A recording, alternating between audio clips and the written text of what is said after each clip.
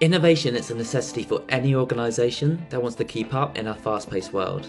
So for organisations in the doing good space, ensuring your products and services provide the best possible experience for your beneficiaries is super important, but also having a strong pipeline of new income generating ideas is vital as well.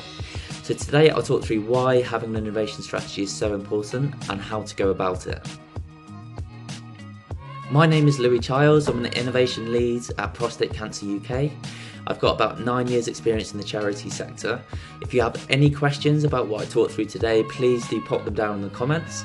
And if you could let me know what your key challenges are around innovation and in the innovation space in general, please let me know and I'll do my best to get back to you.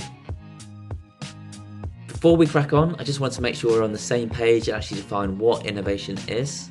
So the definition I like to use is the purpose of innovation is to develop new products and services, or it's the iteration of existing products and services to better meet customer needs and better serve an organisation.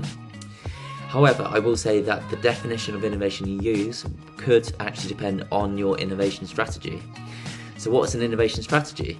So an innovation strategy is a commitment to a common innovation mission, and it's a structured set of activities which aim to support the future growth of your organisation.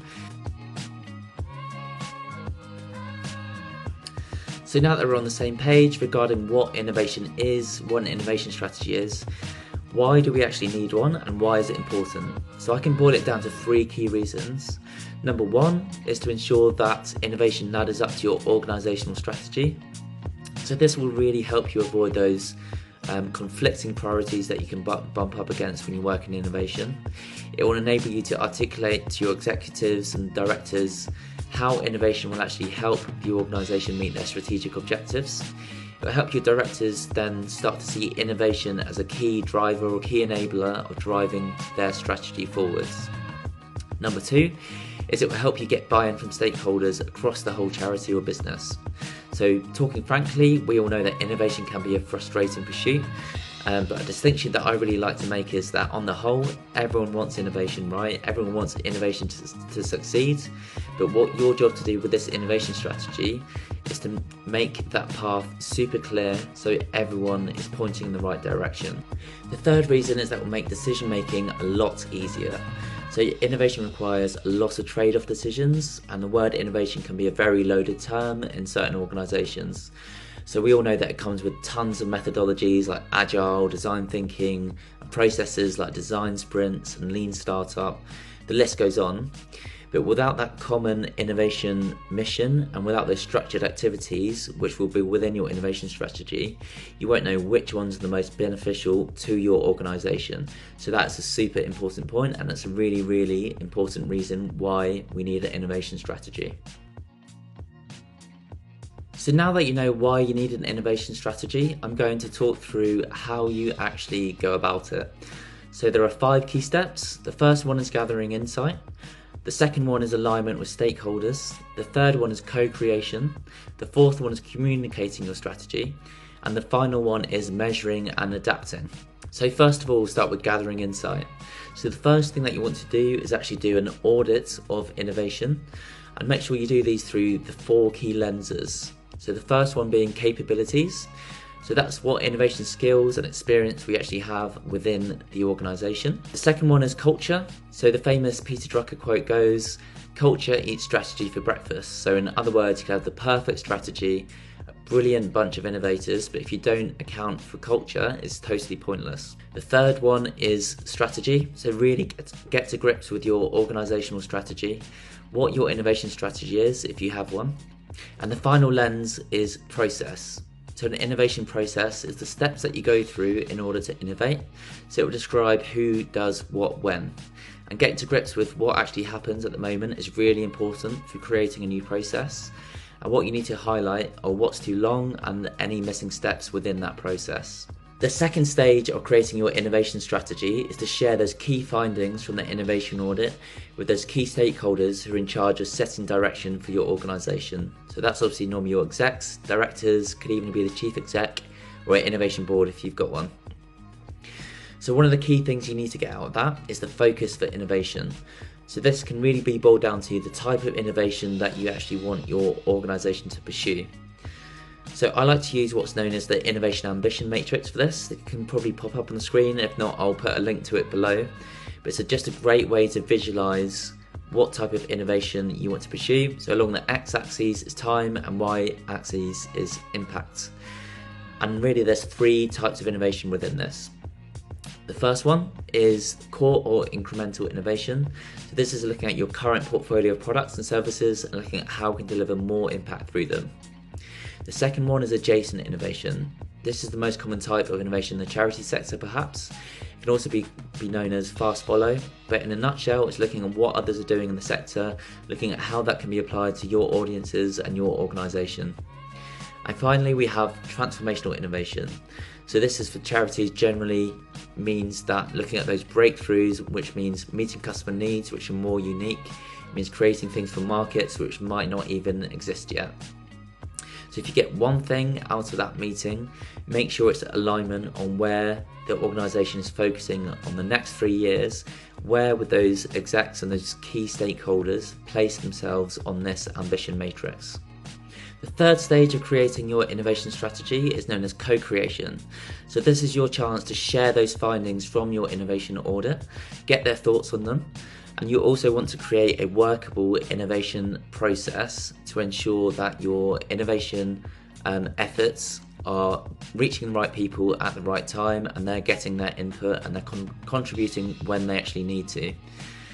A third thing that you need to do is create those key innovation activities within the strategy.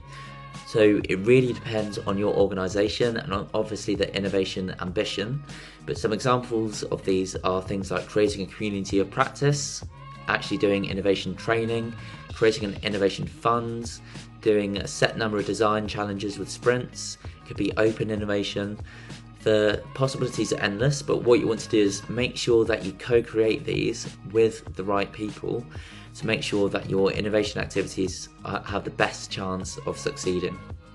The fourth stage of creating an innovation strategy is actually communicating it out to your charity or your business. So it's really important for this step to go back to basics and ensure that you're speaking the same language as everyone else. So the big risk with this stage is that your colleagues will misinterpret what you're saying. So my biggest recommendation for this is that you spell out exactly what innovation is, but not only what it isn't as well. So that way you reduce the risk that stakeholders will go off and say, oh, they said that innovation was this, but I'm sure we can kind of do this with innovation as well. Now, this is your chance to spell out what innovation isn't as well. So just a few more tips on how you can best kind of communicate your strategy out to the business or out to the charity. So really make use of all those internal comms channels that you've got. I think you'll be surprised how many people just read those intranet articles that you're not sure how many people are actually reading. Get a slot in your town hall if you can. Make sure that you open up the questions as well. So don't just get out there and present it. Make sure that you're answering those tricky questions, but also making a note of those new insights that you'll get from your colleagues, because that's one thing I can promise is that you will get a lot more learnings, you'll get a lot more insight once you start to actually socialise your strategy. Sorry to interrupt, but I just want to let you know that I've got a free innovation strategy guide available. So make sure you pick up your copy in the description below. It just goes into more detail about how to create a successful innovation strategy, how to get stakeholders bought into it, and how to actually deliver on that strategy. So the final stage of creating an innovation strategy involves measuring and adapting. So any great strategy, regardless of whether it's an innovation one or not, will have key objectives and a way to measure whether it's working or not. So it should articulate those specific objectives and answer specific questions. So a couple of examples then. So an example of an objective is we will need to reach X number of new supporters to drive change, and X number of them will need to make a regular gift. Another example is we need to launch initiatives which make money and also meet a need for men with prostate cancer. We'll be successful if we launch X number of initiatives over 3 years with a customer satisfaction score of X and a return of investment of Y. So another key aspect of measuring and adapting is actually innovation accounting. So we really want to move your organisation away from those traditional metrics which don't work for innovation. So one of the key some of the key metrics you need to look at with your products are things like customer satisfaction, lifetime value, and also an internal measurement. So things like the number of experiments that you run, could even be the number of hypotheses that you have around certain products. But it's so important to do that so that you're measuring the right things and that you can prove success to your key stakeholders who have a stake in how successful your innovation strategy is performing. So just to summarise then, there are 5 key stages to creating an innovation strategy. So the first one is gathering insight. So make sure that you do that innovation audit, focus in on those lens of innovation that I talked through. And that will really help you out with the second stage, which is getting alignment with your key stakeholders. So take those key findings to your key stakeholders and help them with a recommendation on what type of innovation your organisation should be doing. The third one is co-creation. To talk to other stakeholders across the business and get their input on things like the process, get in a really kind of nitty-gritty into the process, how things could work, and also get into those innovation activities as well. The fourth stage is communicating your strategy. So that's all about how you actually present your strategy. It's about making sure that you're talking a similar language to everyone else across the organisation, and it'll also be a bit of a learning stage for you as you get feedback from people across your organisation. The final stage is measuring and adapting, and this is obviously constant. So you constantly want to be making sure that your stakeholders are clear on how your strategy is actually performing. You want to make sure that you're measuring the right things and that you're also adapting accordingly.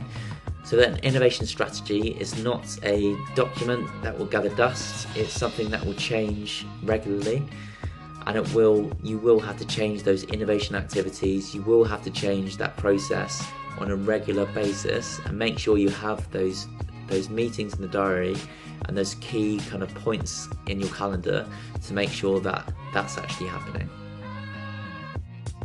So now that you know how to create an innovation strategy, I want to talk you through 5 mistakes to avoid when you're creating your own strategy. So number 1 is copying another organisation strategy. So despite a lot of similarities between organisations, every single organisation is different and unique and should have their own strategy.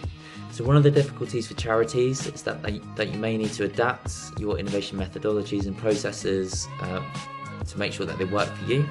So for example, corporate innovators tend to work more in collaboration with startups and act as investors. There's a whole other debate as to whether that works or not, but just because IBM or John Lewis are doing it doesn't mean that you should. So focus instead on what makes your organisation unique. Think about that innovation audit, and that will really kind of shed a light on what your organisation is good at, but also where it needs to improve. The second mistake I see organisations making is that they don't actually have a team to deliver the strategy. So as hopefully you can see, getting innovation right is tricky and does take a lot of hard work. And one of the big myths around innovation is that it's almost by divine intervention that ideas will fall out of the sky and just happen, when in fact it's obviously a lot of hard work, there's a lot of learning, and there's also a lot of failure along the way. So actually having a team who are experts in this to deliver your innovation strategy is vitally important, because as I said, it doesn't just naturally happen. And the excuse that I've heard a lot of organisations use before is that we're all innovators, or everyone here is empowered to innovate. But the point I like to make is that you hear that a lot about marketing or fundraising as well. So we're all marketers, or we're all fundraisers. But that doesn't mean that you don't need a marketing team, right? It doesn't mean that you don't need a fundraising team. So I really want to get to a point where as a sector we can say that's the same for innovation as well. The third mistake you can make when developing your innovation strategy is focusing too much on ideas or how you actually ideate versus actually the harder stuff. So there can be a tendency to focus too much on ideas rather than validated kind of opportunities which are based on customer and market needs. So what you want your strategy to do is actually lead towards those business and customer needs rather than a methodology for kind of generating new ideas. So this is a bit of a watch out when you're forming your strategy. People will always want to pull you aside and say we should focus on this, we should do this idea, but that's not the purpose of doing a strategy. So especially if you're looking to do more in the transformational space, you need a systematic process which you can direct your colleagues to, and you also need to be able to guide them through that process, which should always kind of start with a problem first. So there's the famous quote from Einstein. He said, if I had an hour to solve a problem, I'd spend 55 minutes thinking about the problem and 5 minutes thinking about solutions. So in fact, getting to those opportunities first and making sure they're the right opportunities for your organisation is much more important than the ideation stage. So the fourth mistake I want you to avoid is actually completing your strategy in isolation. So I've heard innovation before described as a contact sport, and I think that's very true. The last thing that you want is to surprise people with a brand new strategy. So even if you think that you're going to have tricky conversations, you might be worried about what people are going to say, you might be particularly worried about what the naysayers in your organisation are going to think about it. But trust me, it's much better to do that up front, have those tricky conversations up front, than presenting them a shiny deck with a new strategy on.